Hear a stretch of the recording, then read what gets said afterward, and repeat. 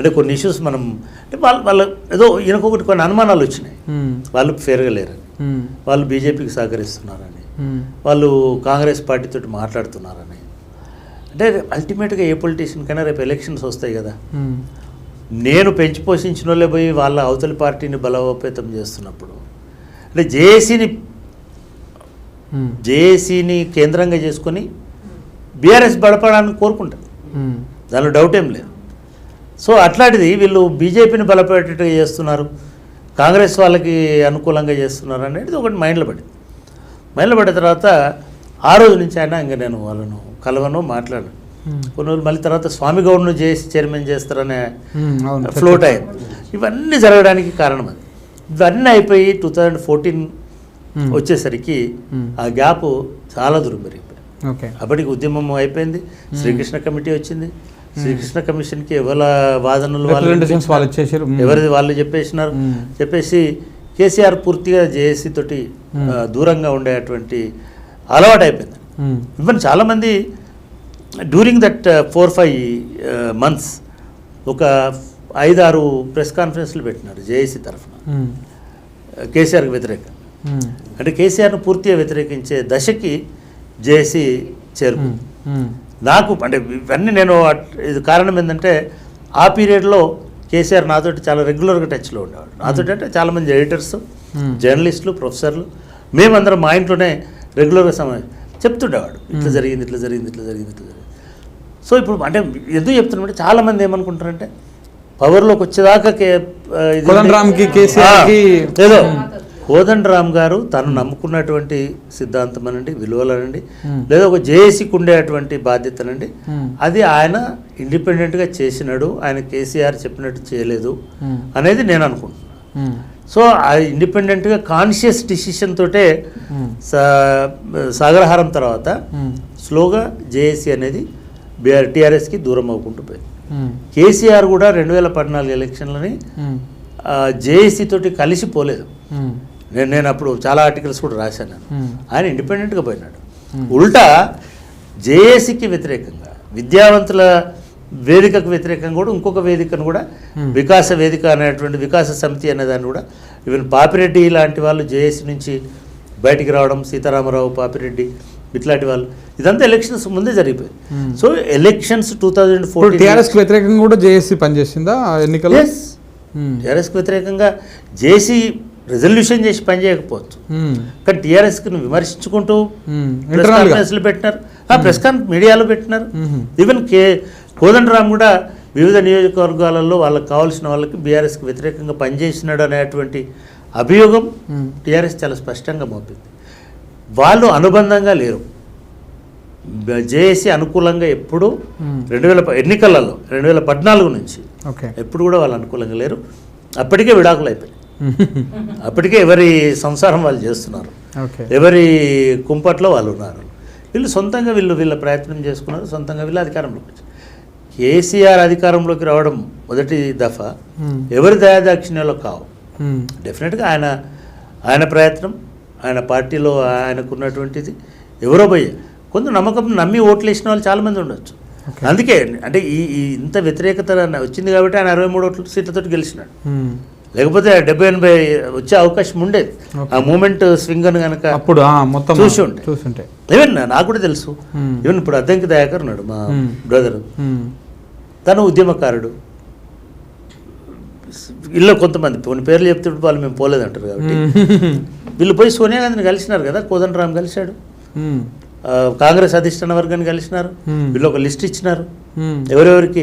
నా వీడియోలు కూడా ఉన్నాయి, నేను లైవ్లో అప్పుడు TV5 ఏదో మార్నింగ్ షోలలో మాట్లాడినాయి. వీళ్ళు జేఏసీలో ఉన్న వీళ్ళకి టికెట్లు ఇవ్వాలని వీళ్ళు 12 సీట్లు 15 సీట్లు ఇచ్చినారు. సో అందులో భాగంగా అదంకి దయాకర్ని అప్పుడు వాళ్ళు పికప్ చేసుకున్నారు. ఆయన కాంగ్రెస్ సభ్యుడు కాదప్పటికి. సో ఇట్లాంటి చాలా మందికి వాళ్ళు జేఏసీలో ఉన్నప్పుడు టికెట్ వచ్చింది, ఆయన జేఏసీ తోటి వచ్చింది. ఆయన తెలంగాణ ఉద్యమకారుడుగా ఉండి టికెట్ వచ్చింది. సో అట్లా చాలామంది అటువంటి ప్రయత్నం కోదండరామ్ పర్ఫెక్ట్గా చేసినాడు. ఆయన కాంగ్రెస్ పార్టీ అధిష్టాన వర్గంతో మాట్లాడినాడు. చాలా అనుకూలమైన ఫస్ట్ నుంచి కాంగ్రెస్తో కొంత అంటే జేఏసీకి పోయిన తర్వాత ఈ పరిచయాలు అనేది కోదండరామ్ లెఫ్ట్ ఒరిజినల్గా, మంచి మేధావి, పౌర హక్కుల సంఘంలో ఉన్నాడు.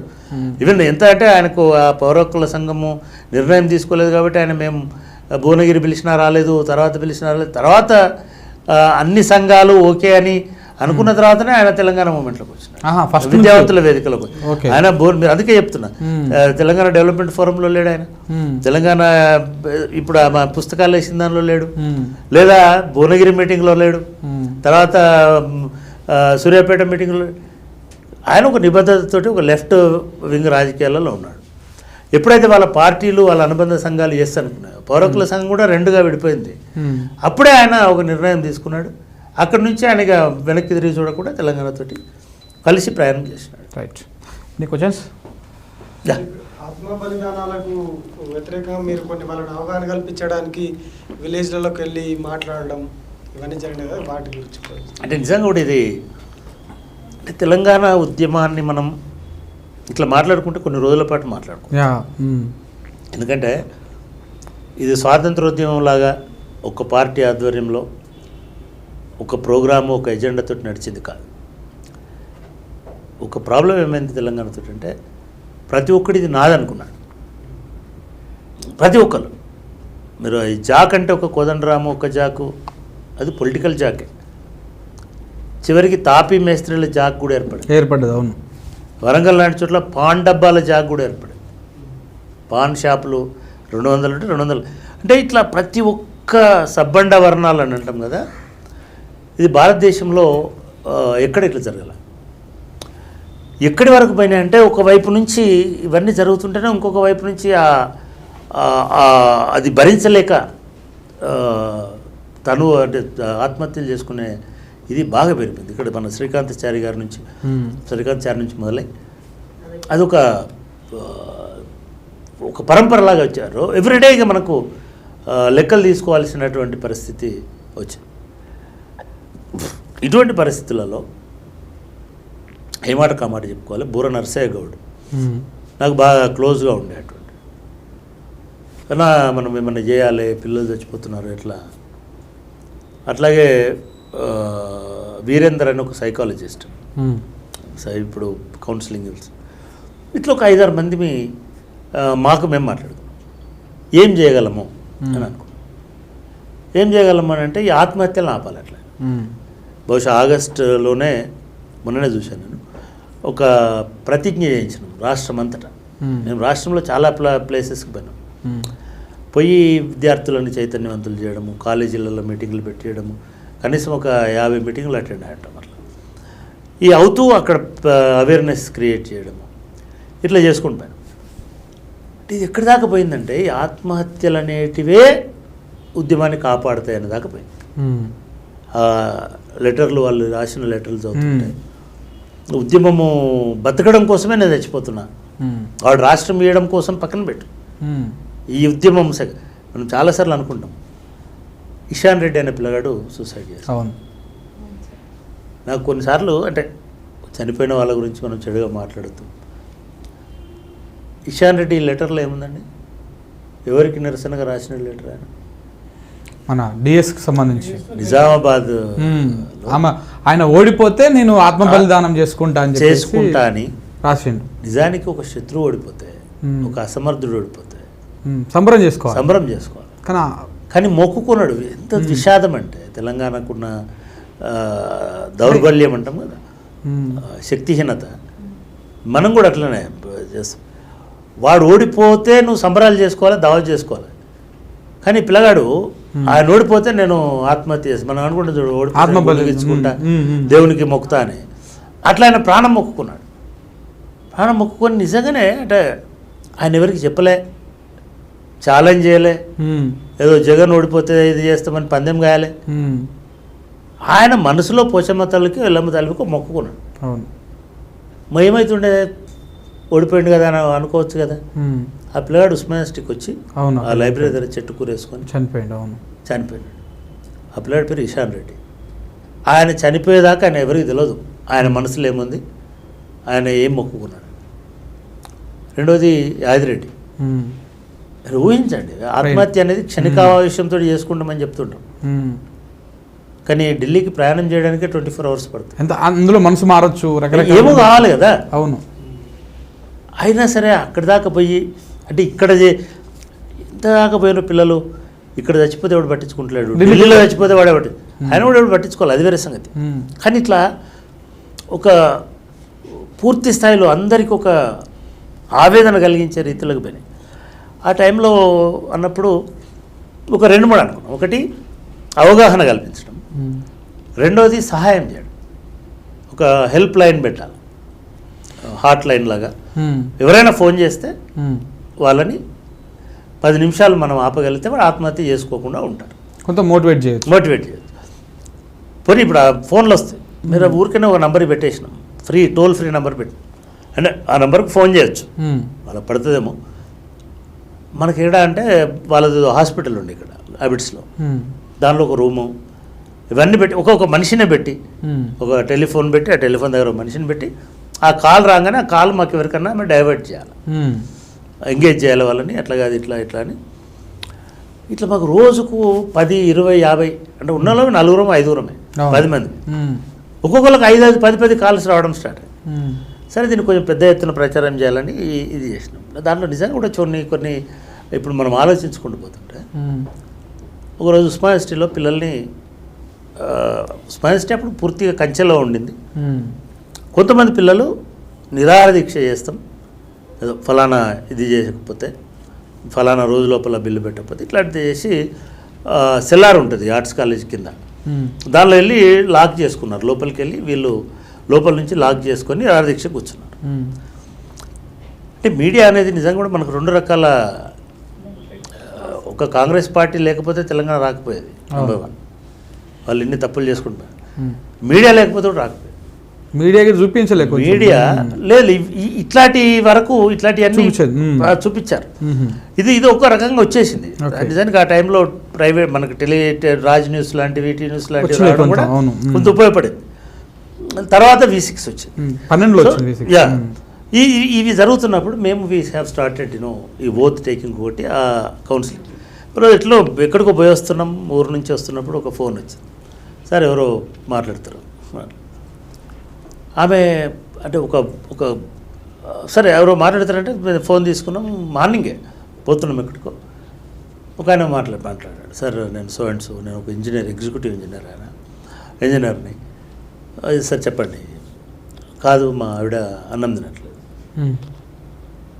మీ ఆవిడ అన్నం ఎందుకు తినట్లేదు అంటే ఉస్మానియాలో పిల్లలకు అన్నం వాళ్ళు నిరాహార దీక్ష కాబట్టి కాదండి మీరు సంధానించండి, అది చేయండి, ఆమెతో మాట్లాడండి. సార్ అది కాదు సార్, ఇప్పుడు పిల్లలకు కూడా వండతలేదు పెడతలేదు. పిల్లలు నేను పిల్లలకు స్కూల్ తీసుకుపోతున్నా, చిన్న పిల్లలు 7వ తరగతి 6వ తరగతి పిల్లలు. నేను బాక్స్ రోజు హోటల్కి వచ్చి బాక్స్ ప్యాక్ చేసి తీసుకుపోతున్నాను. అది పిల్లల మనసు మీద కూడా ఇంపాక్ట్ పడుతుంది, అమ్మ తినట్లేదు వండట్లేదు. సరేనండి మేము మాట్లాడతాము ఆమెతోటి, మీరు ఇంటికి పోయినాక మాట్లాడండి. మళ్ళీ ఆమెతోటి ఫోన్ చేయించి మాట్లాడినాం. సేపు ఒక అరగంట సేపు సంధానించి 2-3 ఉన్నాం కార్లో, మెడుకోపోయి వస్తున్నాం అంతే. ఆమె 4 రోజులు ఇంట్లో వంట చేయలేదు, ఆమె తినలేదు, పిల్లలకి. ఎందుకంటే ఉస్మానియాలో ఆ పిల్లగాళ్ళకు తిన్న రోజే మనం తినాలి ఇంట్లో.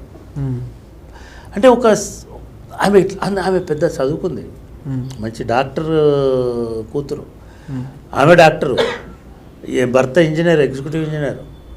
అంటే చాలా తెలివి. డాక్టర్ అంటే PhD చేసిన ఈమె. అట్లాంటి ఆమె అంత లోన్లీ, అంత ఎమోషనల్ పోయింది. ఇది ప్రతి విలేజ్లో జరిగింది. ఇది ఊర్లలో మేము జరగడమే కాదు. నేను అమెరికా పోయినా, నేనేం చేసినంటే ఈ మొత్తం ప్రాసెస్లో ఒక 600 సూసైడ్స్ని శాంపిల్స్గా తీసుకొని వాళ్ళు ఎందుకు చనిపోయినారు, వాళ్ళు ఏం రాసినారు, ఏం చెప్పినారు, ప్రజాస్వామ్యం అనేది విఫలమైతే ఏమవుతుంది అనేది నేను ఒక పేపర్ రాసిన. కెనడాలో ఒక పేపర్ ప్రజెంట్ చేయడానికి పోయినా. మన తెలంగాణలో నేను అక్కడికి వస్తున్నానని జస్ట్ 2012 టైంలో అందరూ 12 టైం పిలిచినారు. పోయి నేను సరే ఒక రోజు మీటింగ్, ఒక 18 స్టేట్స్లో అమెరికాలో ఒక 22 మీటింగ్లలో 21 మీటింగ్లలో నేను పార్టిసిపేట్ చేశాను. నాకు అక్కడున్న పిల్లలు కూడా ఏదో పైసలు సంపాదించుకోవడానికో లేదా అమెరికా అనే దీంతో పోతారు కదా, వాళ్ళు కూడా తెలంగాణ అనేసరికి మన ఊర్లలో ఉన్న వాళ్ళు ఎట్లా ఏడుస్తున్నారో, ఎంత దయనీయంగా ఉన్నారో, ఎంత దీనంగా ఉన్నారో వాళ్ళ ముఖాలు, సార్ వాడు ఇట్లా ఉన్నాడు సార్, రాజగోపాల్ అట్లా ఉన్నాడు సార్, రాణిస్తారా సార్, రాకపోతే అంటే నిజంగా ఏమనుకోవాలి, నేను అమెరికాలో హ్యాపీగా ఉన్నా, నాకేం సంబంధం అనుకోవాలి. బిలీవ్ మీ, నేను కొన్ని వేల మందితో మాట్లాడాను.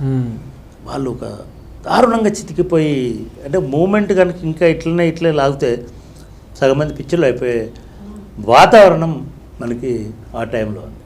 అంటే ఇట్లా అనేక మంది, నేను దేశపతి శ్రీనివాస్ ఎస్ఆర్ఆర్ కాలేజీ కరీంనగర్లో మాట్లాడుతున్నాం, ఎవరు సూసైడ్ చేసుకున్నారని, జస్ట్ కాలేజీ ముందర సూసైడ్ చేసుకున్నాం. మేము మాట్లాడడం అట్లే దిగి నడుచుకుంటూ పోయి సివిల్ హాస్పిటల్ దాకా ఆ రోజు నడిచి అక్కడే మీటింగ్ పెట్టి ఈ పిల్లలకి ట్రీట్మెంట్ చేయించి ఆన్నే మీటింగ్ పెట్టి వీళ్ళందరితో పిల్లల్ని ఓదార్చాల్సి వచ్చింది. ఎట్లా ఉండేటోళ్ళు అంటే ఇక అసలు మన దేశం కాని దేశంలో బతుకుతున్నాం, మనకి ఎవడు రక్షణ లేడు, ఎవడు మనల్ని కాపాడలేడు అన్నంత న్యూనతలోకి దీనత్వంలోకి మన తెలంగాణ సమాజం మొత్తం పడిపోయేటువంటి వాతావరణం వచ్చింది. ఇవి జరుగుతున్నప్పుడు చాలా, అంటే రీసెంట్గా నేను ఒక కొనతం దిలీప్ వాళ్ళ మిస్సెస్ స్వర్ణ మేకబతుకు అని ఒక నవల రాసి, ఆమె ఒక ఇంగ్లీష్ నవలని అనువాదం చేసింది. నిజానికి నేను ఆ రోజు చెబుదాం అనుకున్న దానిలో కేటీఆర్ దాన్ని లాంచ్ చేసినాడు, నేను స్పీకర్గా. నాకు ఆ నవల చదువుతున్నప్పుడు నాకు ఒక పిల్లగాడు గుర్తొచ్చినాడు. మా కరీంనగర్లో గన్నేరవరం దగ్గర సోమవారంపేట అని ఒక విలేజ్. సరే మనం హైదరాబాద్లో ఉన్నాము, ఇవన్నీ జరుగుతున్నాయి మూమెంట్. నాకు ప్రాబ్లం ఏమంటే రోజు పొద్దున్నే అన్ని పేపర్లు చదివే అవకాశం లేకపోయింది, ఎందుకంటే నేను 7 o'clock కల్లా టీవీ ఛానల్లో ఉండాలి, కూర్చోవాలి. 6కి నేను 5:30 6:30కి బయలుదేరాను. నేను ఛానల్ పోయి చూసుకొని అక్కడ ఇవన్నీ మాట్లాడేసరికి నాకు నేను పట్టించుకోలే. నేను రాగానే నాకు మన వీరేందర్ గారు ఫోన్ చేసి, డాక్టర్ వీరేందర్ ఫోన్ చేసి, అన్న పేపర్ చూసావంటే చూసినా, నాకు దారుణమన్న 7 ఏళ్ళ పిల్లగాడు చనిపోయాడు, సూసైడ్ చేసుకుని.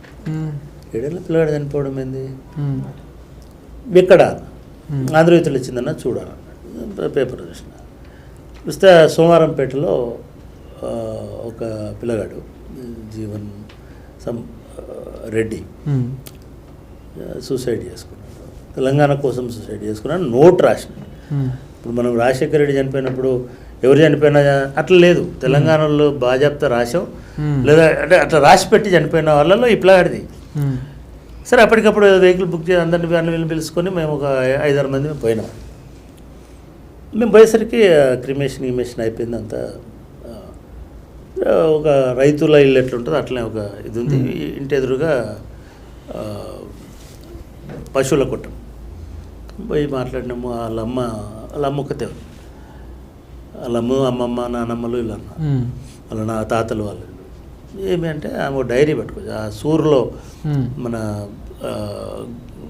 ఇది ఉంటుంది కదా గుడిసె, ఆ పశువుల కొట్టంలో సూర్లోకి వెళ్ళి అది తీసుకొచ్చు. దానిలో చూస్తుంటే అన్నీ ఉన్నాయి. కోదండరామ్ సార్ ఏం మాట్లాడిండు, కేసీఆర్ ఏం మాట్లాడిండు, గంటచక్ర పని సార్ ఏటీవీలోకి ఏ రోజు వస్తాడు. నాకు అప్పుడు ఎవ్రీడే ఒక ఛానల్ ఇది ఉండేది, సోమవారం TV9, మంగళవారం NTV. ఇవి అంత మమేకమే రాసి ఎందుకు తెలంగాణ కావాలనేది ఒక గడ రాసినాడు. సరే అది కట్ చేస్తే వాళ్ళ నాయనాయుడి అని అడిగి, వాళ్ళ నాయన దుబాయ్లో ఉన్నాడు. మరి దుబాయ్లో చెప్పిన వస్తున్నాడు, దుబాయ్లో జైల్లో ఉన్నాడు. జైలు ఎందుకున్నాడు దుబాయ్లో? ఇప్పుడు వీసా ఎవడో మోసం చేసినాడు. వీసా ఎవడు మోసం ఎందుకు చేసినాడు? అసలు ఈ దుబాయ్కి ఎందుకు పోయినాడు? మరి మీకు భూమి జాగలేదా? 6 ఎకరాలు. 6 ఎకరాల నుండి దుబాయ్కి ఎందుకు పోవాల్సి వచ్చింది? నీళ్ళు లేవు. ఆ పిల్లగాడు పేజీ తిప్పితే ఆ పిల్లగాడు అవన్నీ రాసి, కేసీఆర్ ఫలానా టీవీలో చెప్పినట్టు మాకు తెలంగాణ వస్తే, అంటే కాళేశ్వరం అనేది అప్పటికే డిజైన్ కాలేదు, మాకు గోదావరి నీళ్ళు సిరిసిల్లకు వస్తాయి, సిరిసిల్ల నుంచి ఇల్లంతకుంటకు వస్తాయి, ఇల్లంతకుంట నుంచి సోమవారంపేటకు వస్తాయి, అప్పుడు మా భూమి సాగవుతుంది. కాబట్టి తెలంగాణ రావడమే మా నాయన రావడానికి పరిష్కారం అని రాసిన. నాకు ఆ నవల చదివినప్పుడు అందులో కూడా ఒక హీరో ఉమ్. గల్ఫ్కి పోతాడు, వీసా ప్రాబ్లం వస్తుంది, ఆయన తీసుకుపోయి ఒక ఎడారిలో వదిలేస్తారు.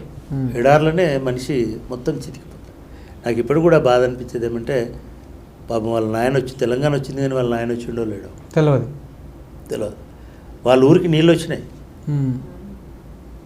మానకొండూరు ఆ వెనుక ప్రాంతంకి ఇల్లంతకుంట దాకా నీళ్ళు వచ్చినాయి, కానీ మరి వాళ్ళ నాయన వచ్చిండో లేదు.